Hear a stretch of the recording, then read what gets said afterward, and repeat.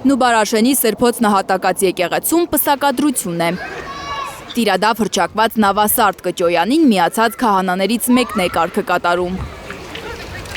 Հայ առաքելական եկեղեցին արգելում է պսակադրություն անել ավագ շաբաթվա ընթացքում։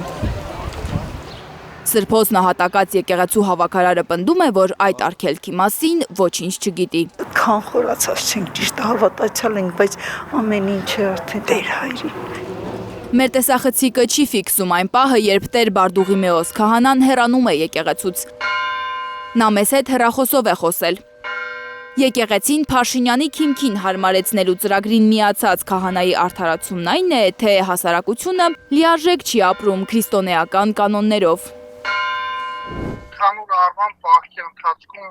կանոնը այդպեսին է, որ չի կարելի, բայց հիմա տեսեք, քանի որ մենք այսպես ասեմ, էլի, մեր հասարակությամբ մենք մեր ժողովուրդը ոչ լիարժեք է ապրում այդ քրիստոնեական մեր բոլոր օրենքներով։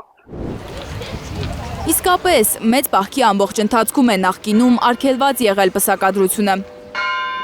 Սակայն ավելի ուշ, հաշվի առնելով մարդկանց անտեղյակությունը եւ այն, որ շատերն առանց իմանալու նախապատրաստվել են պսակադրությանն ու հնարավոր չի եղել տեղափոխել պսակի օրը, եկեղեցին սկսել է ընդառաջել, նախընտրելով օրհնել զույգերին եւ բացառել առանց օրհնության ընտանիք կազմելու հավանականությունը։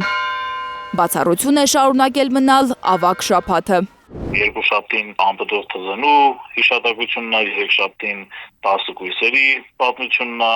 այսինքն ինքը ճիշտ է մեծ հաշվով 5 շաբթից ճարչարանքների հիշատակում, բայց ընդունված է, որ ավագ շաբաթի ընթացքում առհասարակ պսակադրություն չարվի էլի։ Մեծ պահքի ամենախիստ շրջանն է սա։ Ծաղկազարդից մինչև Սուրբ Զատիկ, այս շրջանը նվիրված է Հիսուս Քրիստոսի երկրային կյանքի վերջին օրերի չարչարանքներին։ Խաչելությանը եւ թաղմանը, ուրախության ու խնջույքների ժամանակ չէ։ Եթե պլանավորել է գալիս է եկեղեցի, մենք չենք կարող չօրհնել։ Դուք տեղեկացրել եք զույգին, որ արգելվում է Քրիստոսի չարչարանքների օրերին։ Հայլուրի աղբյուրները պատմում են, որ այսօր Նուբարաշենում պսակադրված զույգը մի քանի եկեղեցի է գնացել, բայց քահանաներն ասել են, որ չեն կարող արարողակարգն անցկացնել։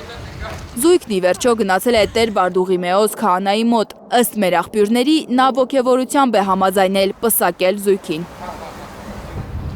Լանա Համբարձումյան, Աշոտ Մնոյան, Անի Ղանդիլյան, Հայլուր։